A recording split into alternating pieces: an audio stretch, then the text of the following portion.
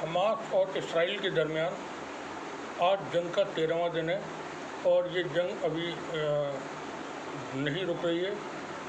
वहाँ खून खराबा जारी है इसराइल की फ़ौजों के ज़रिए। मरने वालों की तादाद 4000 से ज़्यादा बताई जाती है। 7 तारीख के हमले के बाद से अब तक 4000 से ज़्यादा लोग शहीद हुए हैं इस फ़लस्तीन के, जिनमें तकरीबन 1500 बच्चे और महिलाएं शामिल हैं। ये बच्चे बहुत छोटे छोटे हैं और बुज़ुर्ग महिलाएं भी हैं।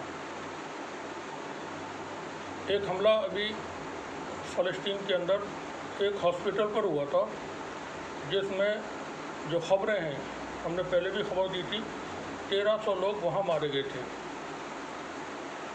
जो मीडिया है मेन स्ट्रीम का, वो 500 पर पहले दिन से उसने रट लगाई है कि 500 लोग वहाँ मौतें हुई हैं। ऐसा नहीं है, एक भी कोई वहाँ जितने लोग थे वो ज़िंदा नहीं बचे। सभी लोग वहाँ उनकी मौतें हुई हैं।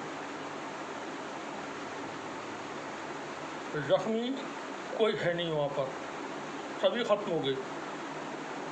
हमले के बाद 2 दिन बाद तक मलबे के नीचे से लाशें निकलती रहीं।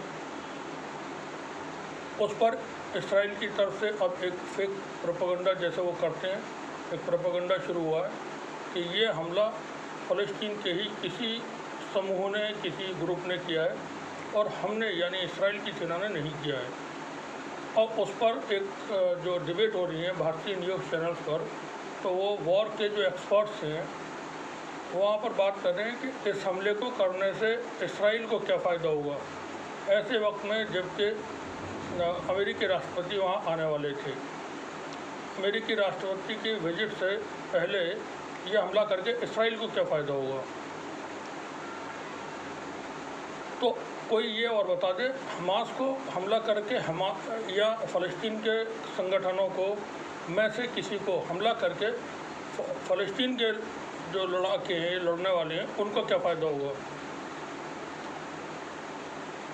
अगर ये हमला फ़लस्तीन की तरफ से हुआ होता तो अगले ही सेकंड में फ़ौरन ये खबर आई होती इसराइल की तरफ से कि ये फ़लस्तीन के ही लोगों ने हमला कर दिया और हम इसमें शामिल नहीं हैं। नेतन्याहू के बहुत करीबी हैं, उसने ट्वीट किया था कि IDF ने हमला किया और उसमें बिल्डिंग गिर गई और इतने लोग मारे गए। बाद में वो ट्वीट उसने डिलीट किया और कहा कि वो मिस इन्फॉर्मेशन थी, मैंने ट्वीट डिलीट कर दिया। उसके बाद से इसराइल की तरफ से और अमेरिका की तरफ से ये बात की जा रही है। ठीक इसी तरह से जैसे भारत ने बालाकोट पे कार्रवाई की थी और भारत के न्यूज़ चैनल्स ने और न्यूज़ पोर्टल्स ने, एक न्यूज़ पोर्टल ने, किसी ने जो पहले से ठहरा होगा, उससे ये खबर पब्लिश हुई कि 300 लोग पाकिस्तान के वहाँ 300 आतंकवादी भारत की कार्रवाई में मारे गए। बाद में वो 400 हुए, फिर 500 हुए, फिर वो 700 हो गए और पूरे चुनाव में उसका इस्तेमाल किया गया कि भारत की तरफ से कार्रवाई में 700 आतंकवादी पाकिस्तान के मारे गए थे।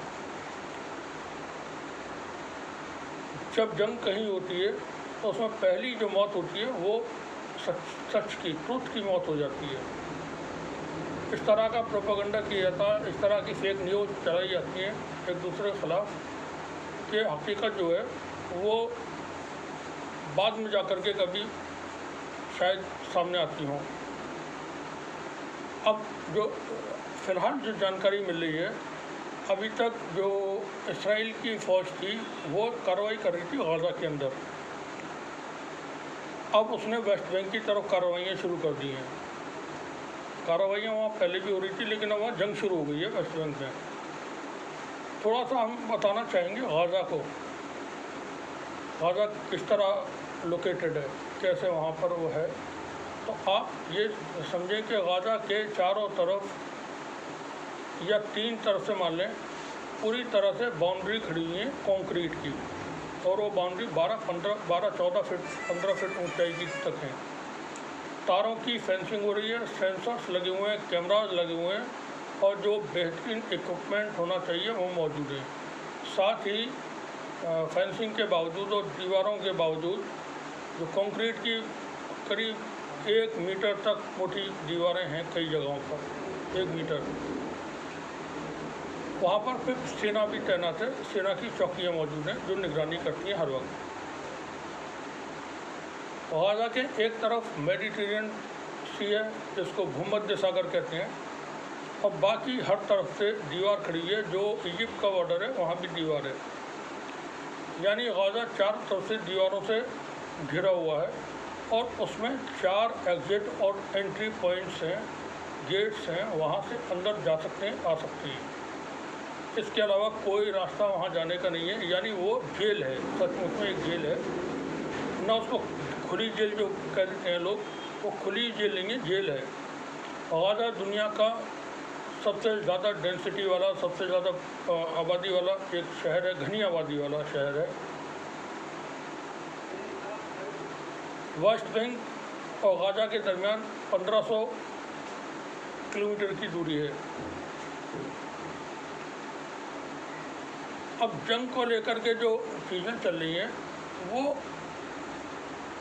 कुछ ख़तरनाक होने वाला है, बड़ा होगा वहाँ पर, इस तरफ को इशारा देती है। इसराइल की तरफ से कहा गया था, इसराइल के जो मंत्री है, मिनिस्टर है वहाँ का, जंग का मिनिस्टर या डिफेंस मिनिस्टर कह सकते हैं, उसने ऐलान किया था कि हम कोई भी कानून नहीं मानेंगे, कोई भी जो युद्ध के जंग के कानून होते हैं वो आज हम सब ख़त्म कर रहे हैं, और इसमें किसी कानून वानून का कोई लिहाज नहीं किया जाएगा। इसराइल के राष्ट्रपति ने कहा था कि सिर्फ हमास के लोग दोषी नहीं हैं, बल्कि हर फ़लस्तीनी जो है वो दोषी है।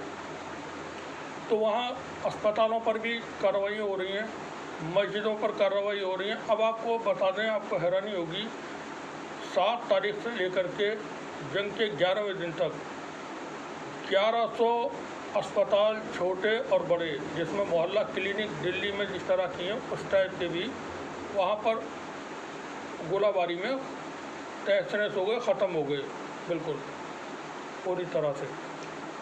कई हज़ार मस्जिदें वहाँ पर गिरा दी गई हैं। मस्जिदों पर ख़ास तौर से गोलाबारी की गई गाज़ा के अंदर। अब जो हम खबर बता रहे थे कि वेस्ट बैंक में भी इसराइल की तरफ से कार्रवाई हुई है, तो वो जो जानकारी है वो ये है कि जो आतंकी ज़ियोनी सरकार है उसके सैनिकों ने वेस्ट बैंक के कई सारे इलाकों पर हमला किया है।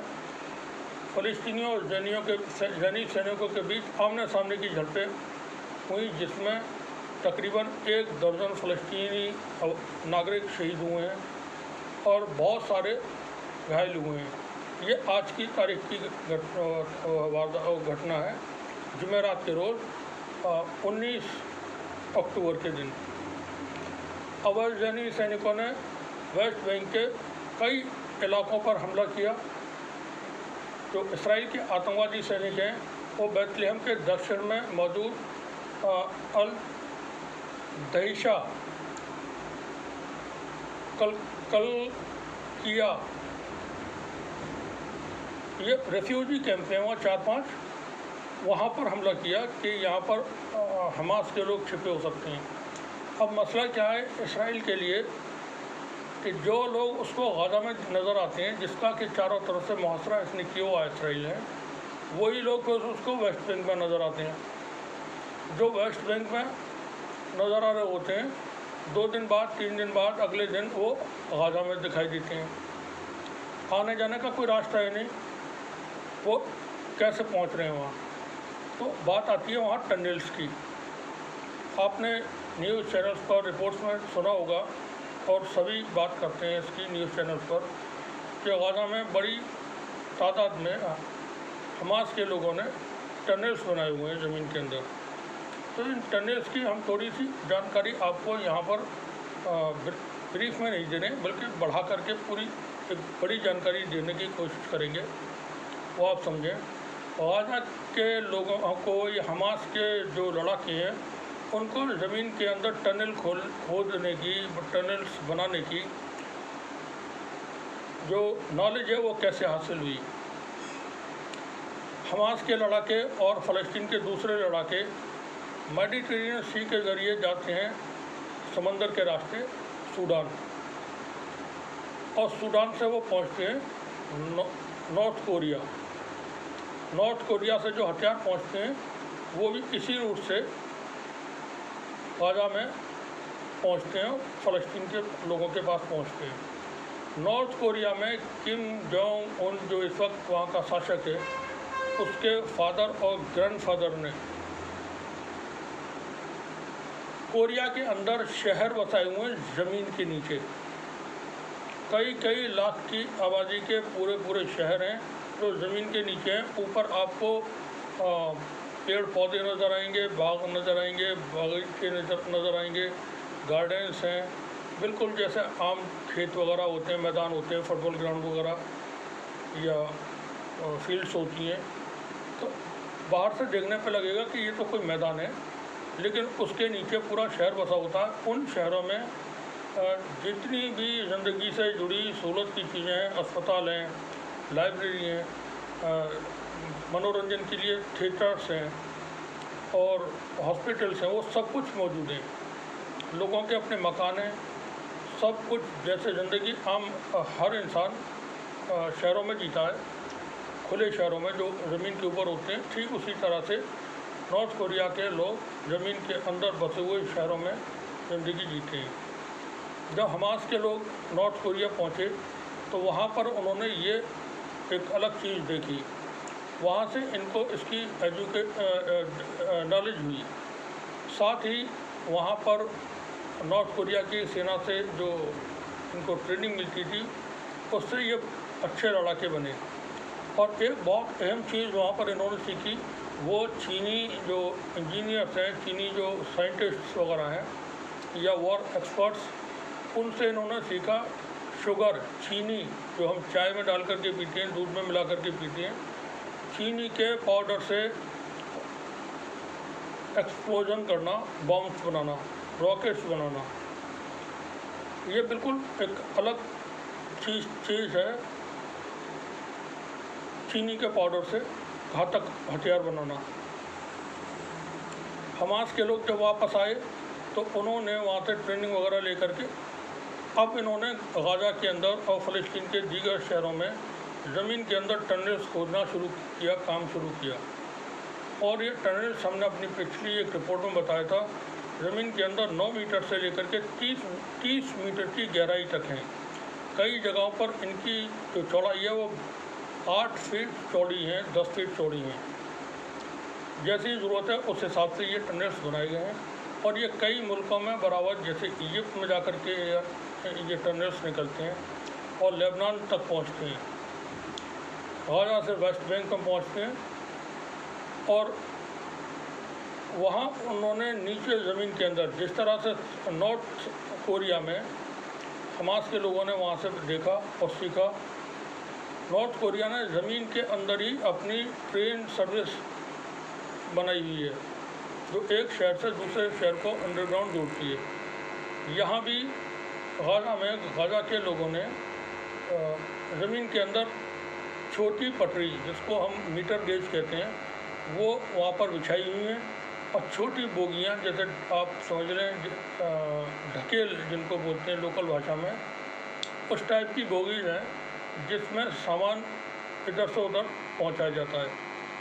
अब जो ये सीख करके वहाँ से आए थे तो इन्होंने जो घरेलू पाइप होते हैं गैस के पाइपलाइन के, वो करीब 1 इंच की उसकी चौड़ाई होती है, 2-2 फीट के ये उसको काटा करते थे और शुगर पाउडर से बने हुए जो मसाला होता था, बारूद होता था, वो उसमें भरते थे। और ये फिर एक पलीता लगा करके, पहले का शुरू जो किया, पलीता बना करके जो फीता लगा लेते हैं, उसमें आग लगा करके फेंकते थे और वो बहुत धमाका ज़ोरदार होता था और नुकसान भी होता था, क्योंकि उसमें एम्यूनेशन भी इस्तेमाल होता है बारूद के साथ, छर्रे जिसको कहते हैं, वो भरे जाते थे, बुलेट्स।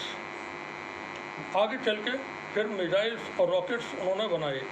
ज़मीन के अंदर कारखाने भी हैं जहाँ पर वो अपनी तरफ से जो सीखे हुए हैं वो हथियार डेवलप किए उन्होंने। तो आज गाज़ा के लड़ाकों के पास, जो हमास के लड़ाके हैं, उनके पास तकरीबन 270 किलोमीटर तक दूर तक मार करने वाले मिसाइल्स और रॉकेट्स हैं। उनके पास ड्रोन्स हैं और जो और बाकी वेपन्स हैं वो मौजूद है। 7 तारीख को जो हमला किया था, उस हमले के वक्त में अभी तक इसराइल की फ़ौज ने या इसराइल की हुकूमत ने ये नहीं बताया कि उसके कितने लोग अगवा हुए हैं, हॉस्टेजेस कितने हैं, उनकी संख्या अभी तक किसी ने नहीं बताई सही से। अलग अलग फिगर्स अलग अलग वक्तों पर बताए जाते रहे, लेकिन ये जैसा हमने पहले बताया था तकरीबन 550 हॉस्टेजेस हैं जो इस वक्त हमास के लोगों के पास हैं। उसमें इसराइली सेना के बड़े रैंक के ऑफिसर्स भी हैं, ब्रिगेडियर लेवल के ऑफिसर्स हैं जिनको खींच करके जो बहुत सीना तान के चलते होंगे किसी वक्त में, बड़ी फेकड़ी और अकड़ दिखाते हुए वो, और कर्नल रैंक के लोग और बड़े जो इनके ऑफिसर्स हैं सेना के, वो दर्जनों की तादाद में हमास के पास हैं। हमास ने जो हमला किया है वो एक एक चीज़ को कैलकुलेट करने के बाद किया था। क्या क्या हो सकता है, क्या क्या इसराइल करेगा, हर चीज़ का इल्म उनको हमला करने से पहले हर चीज़ को उन्होंने एनालिसिस कर लिया था। इसराइल के पास कितना गोला बारूद है, किस लेवल का वो रिएक्ट करेगा जब एस्केलेशन होगा, तो वो तमाम चीज़ें उन्होंने अपनी की हुई थी। और जो इन्होंने गोला बारूद वहाँ बरसाया है और जो तोड़ फोड़ हुई है, तो उसमें कैजुअल्टीज हुई हैं सिविलियंस की, हमास के लोगों की नहीं हुई। हमास के लोग अंडरग्राउंड है, जब उनको ज़रूरत पड़ती है बाहर आते हैं, टारगेट हिट किया और फिर अपना सेफ पोजीशन पर पहुंच जाते हैं। अमेरिकी राष्ट्रपति या अमेरिकी सरकार और वेस्ट के मुल्क इसराइल को हेल्प कर रहे हैं। गाज़ा को हमास से जीत पाना इसराइल के लिए बिल्कुल नामुमकिन है।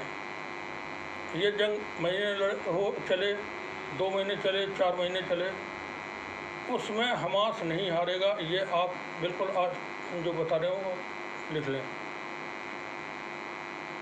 आगे चल के नेगोशिएशंस होंगे, बातचीत होगी और फिर जाकर के कोई समझौते होंगे। और वो क्योंकि हॉस्टेजेस जो हैं बड़ी तादाद में अभी मौजूद हैं, अभी उन्होंने उनके वीडियोज़ वगैरह भी पब्लिश नहीं किए हैं। आगे चल के जब इसराइली सेना का ब्रिगेडियर हमास के लोगों के पास बंधक बना हुआ ज़मीन पर बैठा होगा ओखरू होकर के, और वो अपने इसराइलियों से कह रहा होगा कि मुझको आप बचाइए, रिहा कराइए, उस वक्त क्या पोजीशन होगी इसराइल की और अमेरिका की। इसराइल के पास आपको और बता दें, बड़ी हैरानी होगी आपको जान करके, क्योंकि उसको भारत के मीडिया ने तो ऐसा बताया हुआ है लोगों को कि इसराइल अजय है, कोई उसको शिकस्त नहीं दे सकता है, और जो कुछ इसराइल के सेना के पास और इसराइल के पास है वो इस दुनिया में बिल्कुल अद्भुत है, किसी के पास भी नहीं है धरती पर। और इसराइल का कभी कोई कुछ नहीं कर सकता। जैसे वो शोले फिल्म थी कि हमारी जेल में परिंदा भी पर नहीं मार सकता, तो भारत का मीडिया कुछ इसी तरह का खबरें दिखाता है कि इसराइल को कोई पर भी नहीं मार सकता। लेकिन अब तो जो उसको मार पड़ी है 7 तारीख को, वो ऐसी है जो एक तारीख बन गई है। हम किसी भी तरह से हमास का ग्लोरीफिकेशन नहीं कर रहे हैं और इसराइल को किसी तरह से बुरा कहने की कोशिश नहीं कर रहे हैं। हम बात कर रहे हैं लोगों के एटीट्यूड की। तो इसराइल जो एटीट्यूड रखता था और विक्ट्री का क्या, वी आर द विनर, तो यू आर नॉट विनर, उन्होंने बता दिया। अमेरिका की तरफ से इसराइल को हिदायत दी गई है कि ज़मीनी ऑपरेशन शुरू न किया जाए, और हमने ये गलती अफ़गानिस्तान में की थी कि हमारे पास जो कुछ था हमने ले जा करके अफ़गानिस्तान में वो धुआंधार इस्तेमाल किया। बाद में जा करके अफ़गानियों ने उनको थका दिया, थका करके बुरी तरह से शिकस्तें दी उनको, और वहाँ से उनको भागना पड़ा। तो आप इसमें बहुत ज़्यादा एग्रेशन न दिखाएं, बहुत ज़्यादा जल्दबाजी न करें। इसराइल के पास कुल 26,000 गोले थे। हैरानी की जो खबर है वो ये है, जब उसने शुरू में गोले दागना शुरू किए तो 10,000 मिसाइल्स, रॉकेट्स और जो मोटार्ड के गोले होते हैं वो 10,000 से के आसपास उन्होंने दागना सकते थे रोज़ाना। 26,000 जो गोले थे वो उनके इस पीरियड में ख़त्म हो गए। अब इसराइल को हथियार मांगने पड़ रहे हैं अमेरिका से, यूरोप के देशों से। अब ये खबरें ऐसी होती हैं जो बताई नहीं जाती, बड़ी बेइज्जती की बात है। इसराइल को हथियार मांगने पड़ रहे हैं। इसराइल तो दुनिया भर में अपने हथियार बेचता है। इसराइल की मोसाद फेल हो गई। इसराइल की मोसाद तो कहाँ क्या हो रहा है उसको तो सारी जानकारियाँ होती हैं। CIA को हर घर की घर तक की पता होती है घर में क्या हो रहा है। वो आसमानों से सैटेलाइट से जो बड़ी मीटिंग्स होती हैं पॉलिटिशियंस की या किसी गवर्नमेंट के टॉप लीडर्स की, वो इंटरसेप्ट कर लेते हैं बातचीत क्या हो रही है। बिल्कुल गुप्त वार्ता 4 से 10 लोगों के बीच हो रही होती है टॉप लीडर्स की, और वो अमेरिका उस बातचीत को इंटरसेप्ट कर लेता है। उसके पास पूरा डिटेल रिकॉर्डिंग उसके पास मौजूद होती है। वो नाकाम कैसे हो सकती है? लोग कह रहे हैं कि this is the failure of इसराइलियन intelligence. कहिए कि ये हमास की या फ़लस्तीन के जो लड़ने वाले लोग हैं, ये उनकी जो सूचना तंत्र है उसकी जीत है। जैसे अफ़गानिस्तान में जिनको बिल्कुल नोमाड्स चरवाहा समझे हुए थे और समझते थे कि बिल्कुल फालतू के वाहियात किस्म के लोग हैं, उनको कुछ नहीं आता जाता और हम रगड़ के रख देंगे। उन्होंने अमेरिका और अमेरिका के जितने नेटो के सदस्य देश शामिल थे जंग में, सबका कचूमर निकाल दिया वहाँ। ठीक वही हालात, उससे बुरी पोजीशन इस वक्त इसराइल और अमेरिका दोनों की है जंग में। अब जो डेवलपमेंट्स हुए हैं वो और थोड़ा सा बता दें। एंटनी ब्लिंकन जो वहाँ का विदेश मंत्री है अमेरिका का, वो 2 बार अब तक पहुँच चुका है अरब या इसराइल। उसने कई मुस्लिम देशों का दौरा किया।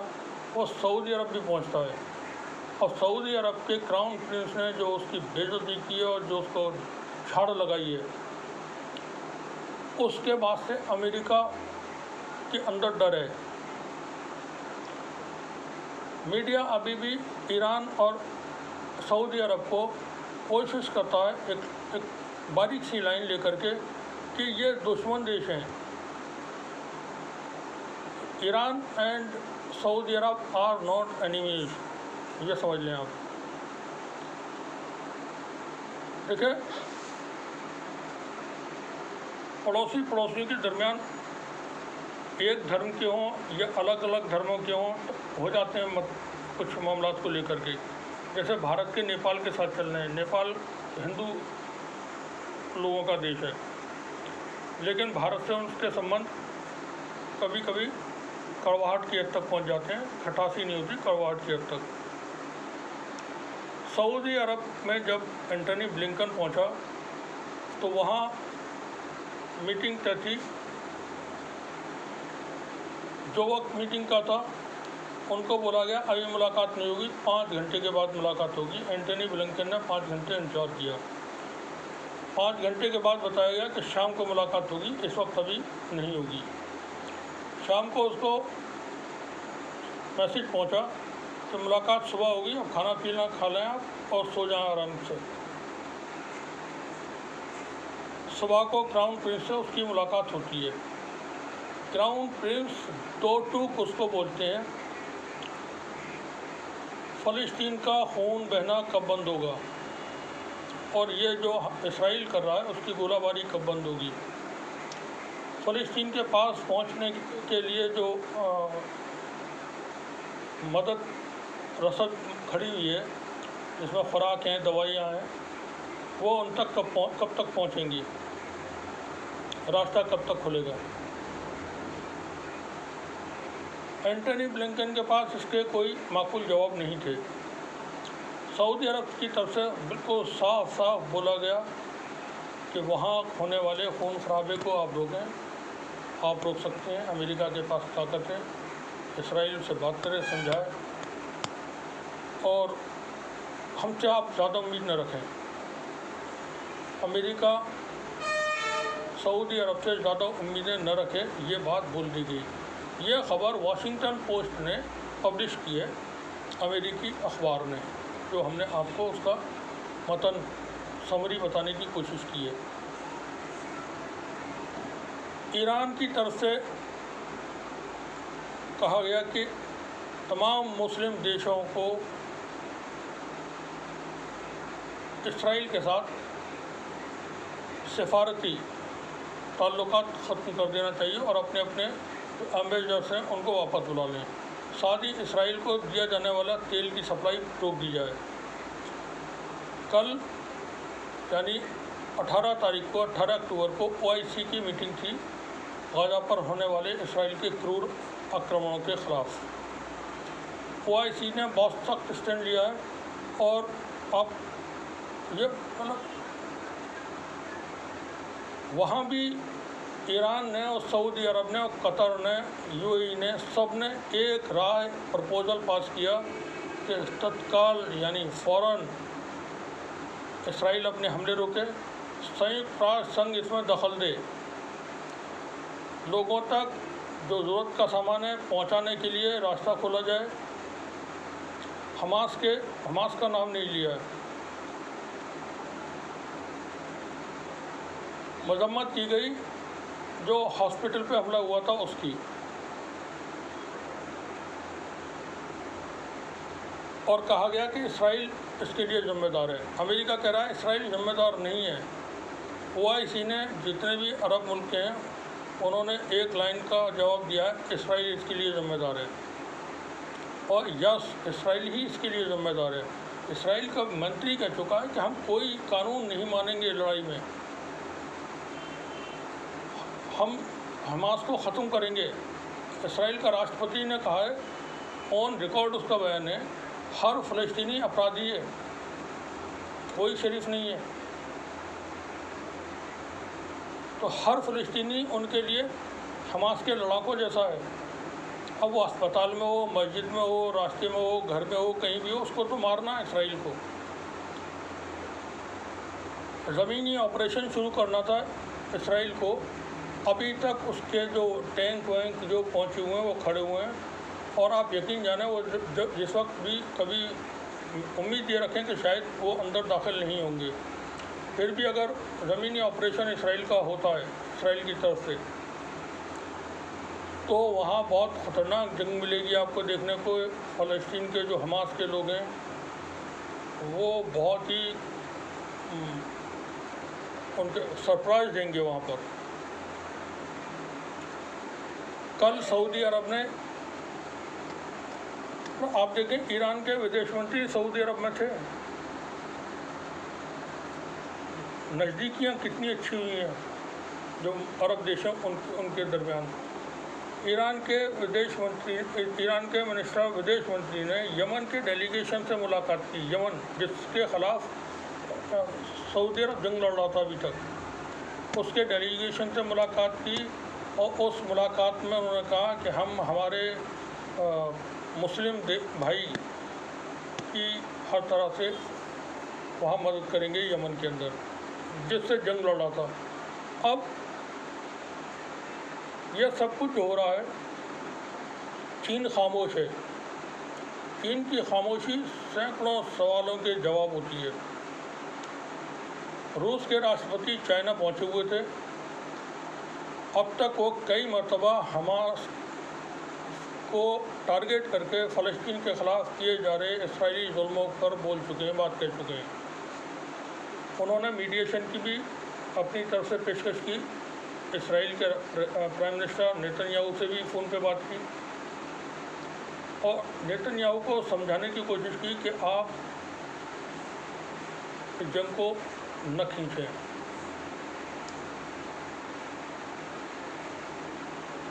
इसराइल के पास बहुत ताकत नहीं है। जो भी ताकत है वो डिपेंड है दूसरों के ऊपर। अमेरिका उसको वेपन्स नहीं देगा, वो कुछ भी नहीं कर सकता है। यूरोप के देश उसको पैसा और वेपन्स नहीं देंगे, वो नहीं लड़ सकता है किसी भी सूरत में। ट्रैक करने की कोशिश कर रहे हैं, खींचने की कोशिश कर रहे हैं लड़ाई में ईरान को। तो ईरान बहुत ही इंटेलिजेंट मुल्क है सऊदी अरब में क्राउन प्रिंस मोहम्मद बिन सलमान अब जा कर के शुरू में गलतियाँ की उन्होंने, जमाल खशोगी की हत्या वगैरह के वक्त में जो चीज़ें चली थी, लेकिन आज के वक्त में बहुत ही इंटेलिजेंटली प्ले कर रहे हैं वो। और अरब इस वक्त अरब के जो देश हैं, अमेरिका उनको जो उसके रिलेशन हुआ करते थे वो सब ब्रेक करता जा रहा है, खोता जा रहा है। यूरोप डरा हुआ है। यूरोपीय यूनियन ने जंग के हमले के 7 तारीख को जो हमला हुआ था उसके फ़ौरन बाद ऐलान किया कि हम फ़लस्तीन को दी जाने वाली जो आर्थिक मदद है वो रोक रहे हैं, बंद कर रहे हैं। आज से 1 सप्ताह के अंदर ही उसको ये बयान वापस लेना पड़ा और कहा कि हम मदद नहीं रोक रहे हैं, हम मदद जारी रखेंगे। आप फ़लस्तीन के साथ जुल्म करेंगे, आपके साथ कहीं और से आपको दबा दिया जाएगा। आपकी नस्लें तो कमज़ोर तो सभी हैं, सबकी कमज़ोरियाँ भी कहीं न कहीं हैं। चीन के बहुत गहरे इंटरेस्ट हैं यूरोप के अंदर। रूस ने पूरे यूरोप के उन मुल्कों को जो अमेरिका की लॉबी को सपोर्ट करते हैं, अमेरिका के साथ रहते हैं, उनकी मिट्टी ख़राब कर दी है यूक्रेन की जंग में। और वो बहुत तसल्ली के साथ, सुकून के साथ थका करके इनको हरा रहा है वहाँ पर। रूस को बिल्कुल भी जल्दी नहीं है कि ये वॉर ख़त्म हो जाए। अमेरिका को अब परेशानियाँ जल्दी है। अगर एक फ्रंट और खुल जाता है इसराइल और फ़लस्तीन की जंग का, तो अमेरिका को वहाँ इन्वॉल्व होना पड़ेगा। उसे वेपन्स देने यूक्रेन को, फिर देने इसराइल को। 10,000 मिसाइल्स इन एवरेज यूक्रेन के अंदर यूक्रेन ने हर महीने, हर रोज़ इस्तेमाल किए हैं जंग में। अब आप इसकी जब काउंटिंग करेंगे तो कई लाख, 7 लाख से ऊपर बैठते हैं 2 साल के अंदर, 20 महीने के अंदर। अमेरिका के पास भी हथियार नहीं है। अमेरिका भी इसराइल ही की तरह है, वो भी बहुत ताकतवर नहीं है, बाहर से बहुत ताकतवर है। जैसे वेलकम फिल्म में थे कि इनकी टांग तोड़ दी थी, इनका पैर ये कर दिया था, और बाद में वो सब दौड़ रहे होते हैं। तो ये एक माहौल बना करके रखते हैं। और वो होता है कि चमचे होते हैं, तो चमचे जो हैं वो और अपने आका की, अपने मालिक, अपने साहिब की चमचागिरी करके उसका कद बड़ा दिखाने की कोशिश करते हैं। अमेरिका अंदर से टूट रहा है, वहाँ बहुत सारी क्राइसिस हैं, बहुत रिवोल्ट है। नेतन्याहू के ख़िलाफ़ इसराइल की जनता में बहुत आक्रोश है। नेतन्याहू की सरकार के पास मेजॉरिटी भी नहीं है। जैसे ही ये जंग जब ठंडा होगी, नेतन्याहू को हो सकता है अपना पद छोड़ करके, इस्तीफ़ा दे करके सरकार से बाहर होना पड़े। जंग के दौरान इसराइल में नेतन्याहू के ख़िलाफ़ बड़े प्रदर्शन हो रहे हैं। जो जियोज़ हैं वो प्रदर्शन कर रहे हैं, ज़ायनिस्ट इसराइल के साथ खड़े हुए हैं, इसराइल की हुकूमत के नेतन्याहू के साथ, जो कट्टरपंथी यहूदी है। लेकिन जो अच्छे वाले यहूदी हैं वो जंग का विरोध कर रहे हैं। उन्होंने कल कैपिटल हिल बिल्डिंग जो है अमेरिका के अंदर है, वो उसमें दाखिल हो गए हज़ारों की तादाद में। और उसको जैसे ट्रंप के वक्त में ट्रंप के लोगों ने जैसे वहाँ पर कब्ज़ा कर लिया था, इस तरह से अमेरिका में उस बिल्डिंग पर कब्ज़ा कर लिया जियूज़ ने। तो फ़लस्तीन के अंदर फ़लस्तीन पर होने वाले अत्याचारों को फ़ौरन रोका जाए। फ्रांस में, स्पेन में, यूके में, जर्मनी में जो जियोज़ हैं वो प्रोटेस्ट कर रहे हैं अगेंस्ट नेतन्याहू गवर्नमेंट। भारत में आज एक वीडियो देख रहा था, वो भी थोड़ा सा जिक्र कर दें। थोड़ा वीडियो बड़ा हो रहा है ये, लेकिन मालूमात से भरा हुआ है, आप देखें, मज़ा आएगा। सॉरी फॉर मज़ा आएगा, गलत अल्फाज था। एक भारतीय सेना का शायद कोई पूर्व सैनिक है, सर पे उसके सेना की टोपी है और ऊपर जर्सी पहनी हुई है, जैकेट शोल्डरलेस, और वो वहाँ लोगों के बीच खड़ा होकर के बकवास, जिसको कहते हैं, कर रहा है कि हम हर वक्त तैयार हैं, हम इसराइल की आन बान शान, हर चीज़ में तो इनको इज्जत दिखाई देती है, आन बान शान दिखाई देती है इसराइल की जैसी। कमज़ोर। हम इसराइल के लिए लड़ने जाने के लिए तैयार हैं। रास्ते खोल दिए जाएँ, हम वहाँ जाना चाहते हैं। तो मेरा ख्याल है ऐसे लोगों के लिए बाकायदा गवर्नमेंट को भर्ती करके वहाँ भेज देना चाहिए कि जाओ लड़ो, तुम भी अपने मन की कर लो।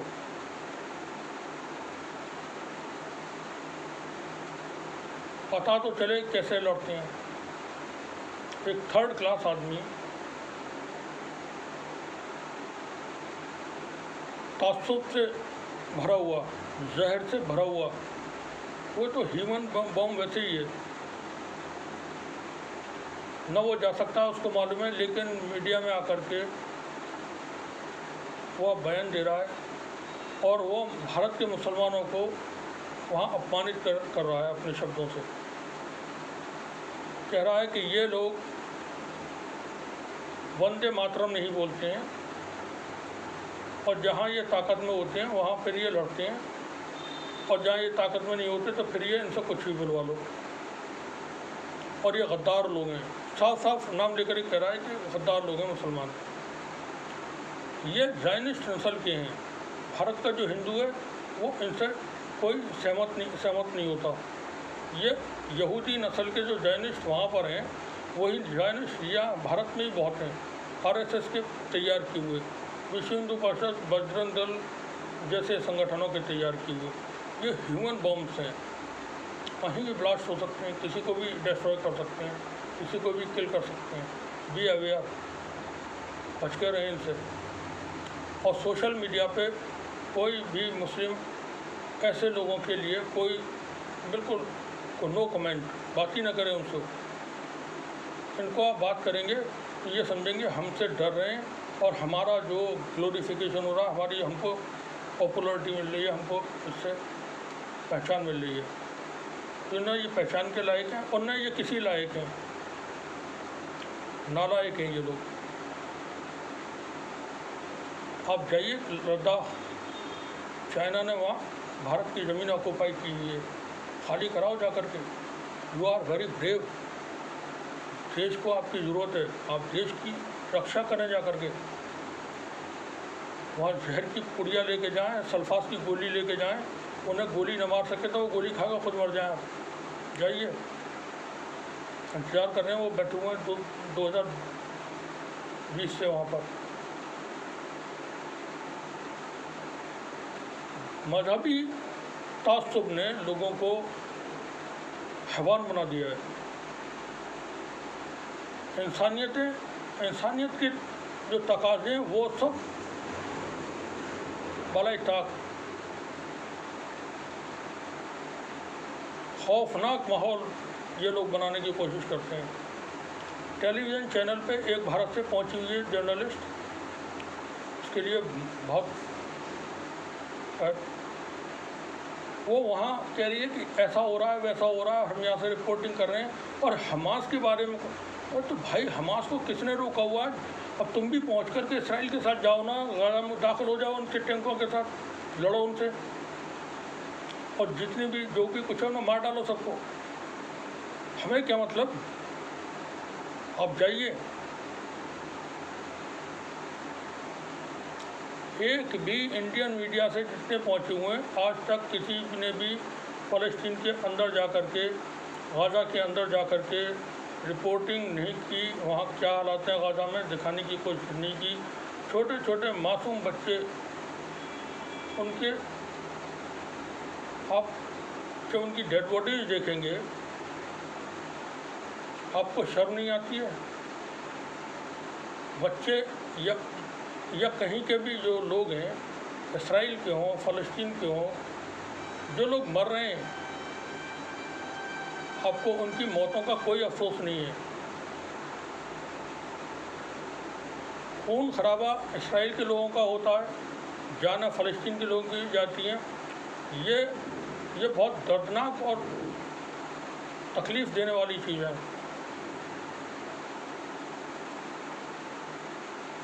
तो जंग है, जंग के कोई उसूल नहीं है इसके। अगर ये जंग थोड़ी सी भी लंबी खींची तो आप देखेंगे कि इसराइल, अच्छा लेबनान की यहाँ थोड़ा सा और जिक्र करते हैं, बड़ा हो रहा है वीडियो। लेबनान की तरफ से मुस्तकिल कार्रवाइयाँ जारी हैं और इसराइल की तरफ से भी लेबनान पर कार्रवाइयाँ जारी हैं। लेबनान ने अभी तक जो 3-4 बड़ी कार्रवाइयाँ की हैं, उन्होंने इसराइल के टैंक को उड़ा दिया है, उन्होंने इसराइल की कई सारी चौकियों को उड़ा दिया है, उन्होंने इसराइल के हेलीकॉप्टर्स वगैरह को शूट करके गिरा दिया है। हमास तो फिल्म का ट्रेलर जैसा समझ लें, वो पूरी फिल्म है। और जब ये फिल्म पर्दे पर आएगी तो जवान और पठान के जैसी,